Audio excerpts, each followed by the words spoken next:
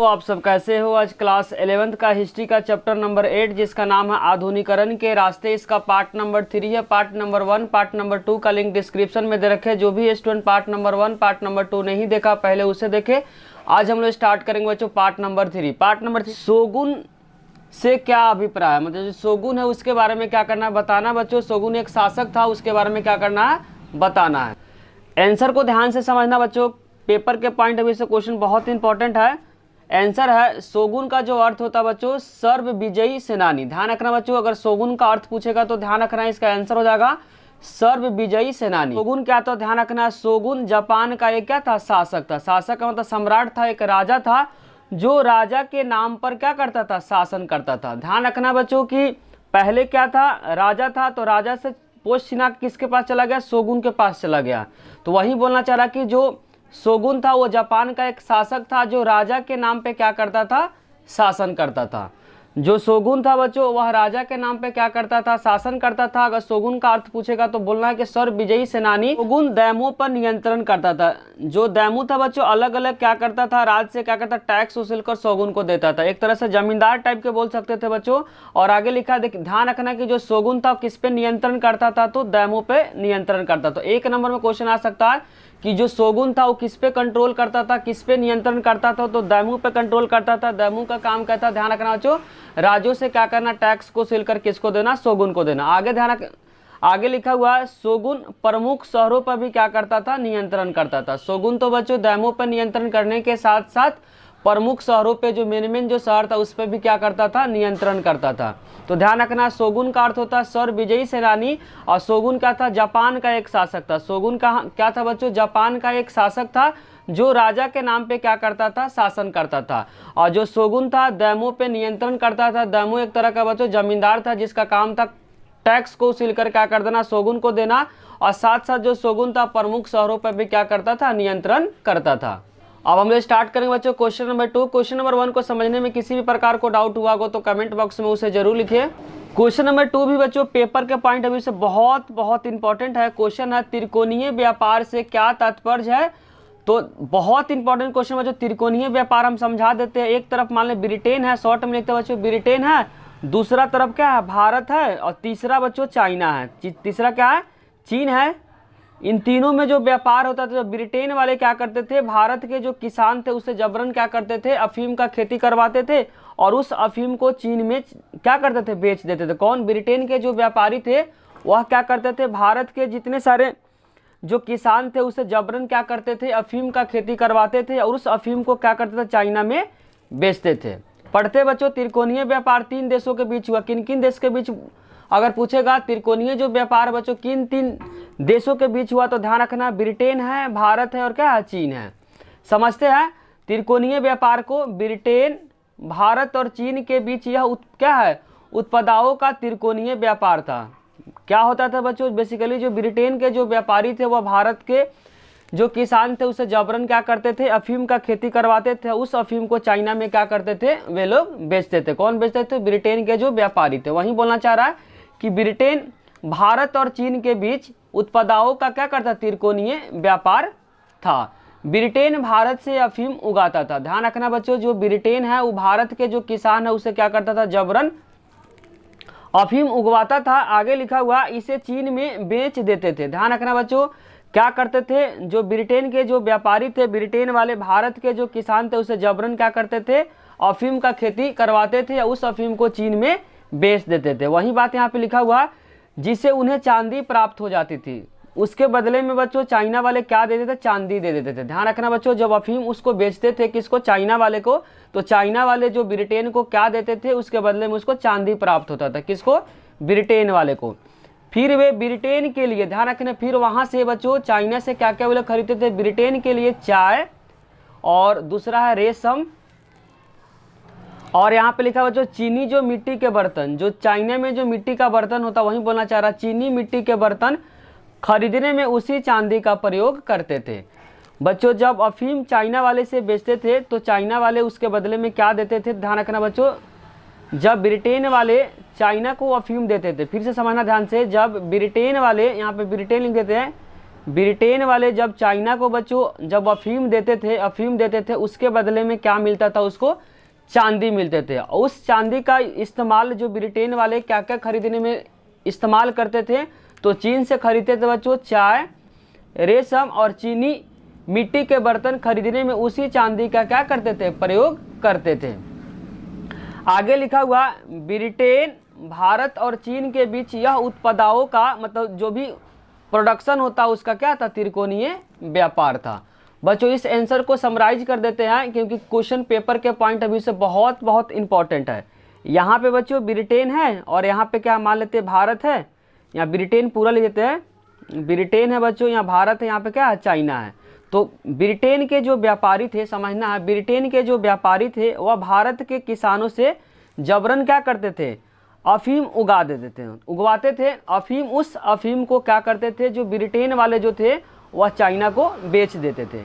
उसके बाद चाइना वाले उसके बदले में क्या देते थे, तो ध्यान रखना बच्चों, चांदी प्राप्त होता था। व्यापारी बच्चों जब चाइना को क्या देते थे, ध्यान रखना बच्चों, अफीम देते थे भारत से उगवा कर, भारत के किसानों से जबरन उगवा कर जब चाइना को बेचते थे तो चाइना वाले क्या देते थे, उसके बदले में चांदी देते थे। और उस चांदी का इस्तेमाल ब्रिटेन के व्यापारी चाइना से क्या क्या खरीदते थे, तो ध्यान रखना बच्चों, चाय खरीदते थे, रेशम खरीदते थे, चीनी मिट्टी के बर्तन खरीदते थे उसी चांदी से।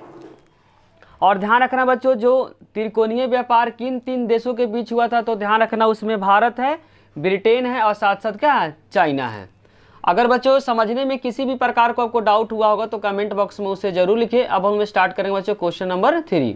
क्वेश्चन नंबर 3 में बच्चों गिवन है, मेजी पुनर्स्थापना का अर्थ को स्पष्ट कीजिए। कि मेजी पुनर्स्थापना क्या था, उसके बारे में क्या करना है, बताना है। तो ध्यान रखना, मेजी पुनर्स्थापना का अर्थ बच्चों प्रबंध सरकार का गठन जो हुआ था 1867 से 1868 के दौरान मेजी वंश का उदय हुआ था। 1 नंबर में क्वेश्चन आ सकता है बच्चों, मेजी वंश का उदय कब हुआ था, तो ध्यान रखना 1867 से लेकर 1868 के बीच में क्या हुआ था, मेजी वंश का उदय हुआ था। मेजी पुनर्स्थापना का मतलब समझा देते बच्चों। स्टार्टिंग में क्या था, राजा का शासन था, बाद में क्या आ गया, शोगुन का आ गया। स्टार्टिंग में राजा का शासन था, राजा के बाद क्या आ गया, शोगुन का आ गया, फिर शोगुन से किस में चला गया, राजा के पास शासन चला गया। इन सभी प्रोसेस को बोला गया बच्चों मेजी पुनर्स्थापना। वही बात लिखा हुआ कि मेजी का जो शासन हुआ था बच्चों किस दौरान हुआ था, 1867 से 1868 के दौरान जो मेजी वंश का क्या हुआ था, उदय हुआ था। और देश में विभिन्न प्रकार के असंतोष मेजी पुनर्स्थापना के कारण बना। क्योंकि बच्चों जो मेजी पुनर्स्थापना हुआ तो जनता के बारे में सरकार नहीं कुछ सोच रही थी। जनता जो थी बच्चों, जो सरकार थी क्या थी, वो दमनकारी थी, जनता के बारे में नहीं सोच रही थी। जनता से जबरन क्या करती थी, टैक्स वसूलती थी, जिसके कारण से जनता में असंतोष आ गई। तो के असंतोष मेजी पुनर्स्थापना के कारण बना। क्योंकि बच्चों जो किसान थे, किसान से क्या करते थे, जबरन जो क्या करते थे, टैक्स वसूलते थे मेजी वंश वाले, जिसके कारण से जनता में क्या हो गई थी, असंतोष पैदा हो गई थी। क्वेश्चन नंबर 3 बच्चों पेपर के पॉइंट ऑफ व्यू से बहुत बहुत इंपॉर्टेंट है बच्चों। लॉन्ग क्वेश्चन के लिए क्वेश्चन को ध्यान से समझना है। चीन वासियों पर अफीम युद्ध का प्रभाव क्या हुआ, चीन वासियों पर अफीम युद्ध का प्रभाव क्या था। तो पहले समझा देते बच्चों अफीम युद्ध क्या था, उसके बाद हम लोग समझेंगे कि अफीम युद्ध के कारण चीन वासियों पे इसका क्या प्रभाव पड़ा। तो अफीम युद्ध को पहले समझते बच्चों। अभी थोड़ा देर पहले हम लोग पढ़े थे त्रिकोणीय व्यापार। त्रिकोणीय व्यापार में पहले क्या था, ब्रिटेन था बच्चों, ब्रिटेन के बाद भारत यहाँ पे था, भारत का चाइना था। तो ब्रिटेन क्या करते थे, भारत से जबरन क्या करते थे, अफीम उगवाते थे किसानों से, उस अफीम को क्या करते चाइना में बेच देते थे। और ब्रिटेन वाले चाहते थे क्या करे, चाइना में अफीम का व्यापार बढ़े, लेकिन चाइना वाले ने अफीम खरीदने से मना कर दिया, जिसके कारण से क्या हुआ बच्चों, ब्रिटेन और चाइना के बीच क्या हुआ, जिसके कारण से ब्रिटेन और चाइना के बीच मनमुटाव हो गया और बाद में यही क्या हो गया, युद्ध के रूप में बदल गया।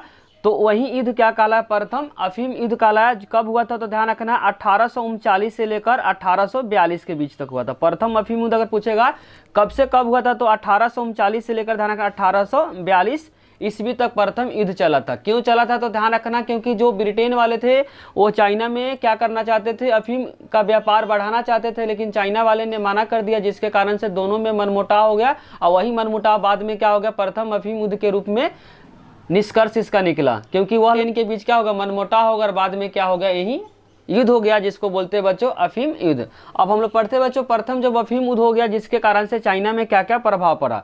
तो पहला प्रभाव बच्चों नया विकल्प मिला। क्या मिला? नया विकल्प मिला। पश्चिमी उत्पादकों को जगह न मिल पाने से ईस्ट इंडिया कंपनी ने एक नया विकल्प ढूंढा जिसको बोलते हैं बच्चों अफीम। बोलना चाह रहा पश्चिमी उत्पादकों को जगह न मिल पाने के कारण से ईस्ट इंडिया कंपनी ने एक नया विकल्प ढूंढा जिसको हम लोग बोलते हैं बच्चों अफीम। अब दूसरा ध्यान रखना चांदी की प्राप्ति। पहला बच्चों पहला में क्या लिखेंगे? नया विकल्प। दूसरा देखेंगे बच्चों दूसरा चांदी की प्राप्ति। अब ईस्ट इंडिया कंपनी भारत में अफीम क्या करती थी? उपजाती थी। जो जबरन क्या करते थे? किसानों से अफीम की खेती करवाते थे और उसे चीन में बेचकर बच्चों चांदी प्राप्त करते थे। बोलना चाह रहा चांदी कैसे प्राप्त करते थे? क्योंकि जो ईस्ट इंडिया कंपनी जो भारत में क्या कर रही थी? राज कर रही थी। वह क्या करती थी? किसानों से जबरन अफीम की खेती करवाते थे और उस अफीम को क्या करते? चाइना में बेचते थे। उसके बदले में जो ईस्ट इंडिया कंपनी को जो ब्रिटेन वालों को क्या मिलता था? चांदी प्राप्त हो जाता था। तीसरा ध्यान रखना बच्चों त्रिकोणीय व्यापार। त्रिकोणीय व्यापार बच्चों कंपनी चांदी का इस्तेमाल ब्रिटेन के लिए चाय, रेशम और चीनी मिट्टी के बर्तन खरीदने के लिए करते थे। जो चांदी प्राप्त होता था उस चांदी का इस्तेमाल क्या किस किस चीज़ को खरीदने में इस्तेमाल करते थे? तो ध्यान रखना बच्चों चाय, रेशम और चीनी मिट्टी के बर्तनों को खरीदने में क्या करते थे? उस चांदी का इस्तेमाल करते थे। और ध्यान रखना ब्रिटेन, भारत और चीन के यह उत्पादों का ब्रिटेन, भारत, चीन के बीच यह उत्पादों का क्या था? त्रिकोणीय व्यापार था। मतलब तीनों में क्या होता था बच्चों? व्यापार होता था। और नेक्स्ट जो इंपॉर्टेंट का वर्णन कीजिए जिनके कारण जापान समृद्ध देश माना जाता था।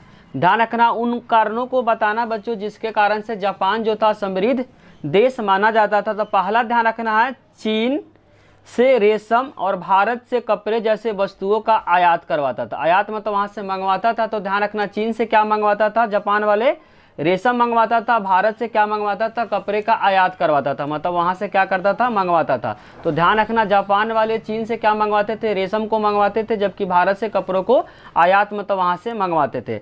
आयतों के लिए जो आयात करते थे जापान वाले जो मंगवाते थे उसके बदले में सोना चांदी के रूप में कीमत अदा करनी पड़ती थी। जो भी सामान बच्चों खरीदते थे जापान वाले भारत और चाइना से उसके बदले में सोना चांदी उसके बदले में क्या करते थे? दिया करते थे।